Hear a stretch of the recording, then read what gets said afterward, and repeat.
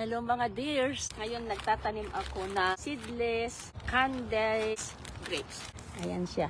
Nanggala to, ito, babaong ko siya. Kailangan medyo mas malalim kasi tag-init na. Tapos tanggalin ko itong papel niya para lumabas yung mga ugat, para madaling kumapit sa lupa. Ayan. So ang ginagawa ko, mga gupitan ko ng damo, nilalagay ko sa paligid. Yung mga pulot na damo, pakagandang fertilizer yan mga lalaki. Meron akong garden soil, na lang natira. Nagtag ko yan.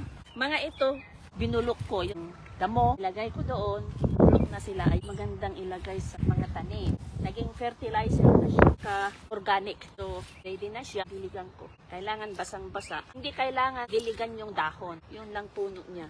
Ayan, ang aking ubas. I-update ko kayo mga lalab. Siyempre, next year na yan. Hopefully, umusbong siya o bumalik siya. Ako si farmer. Yan, ang aking ubas. Seedless na ubas. Bali, pangalawang ubas ko na to.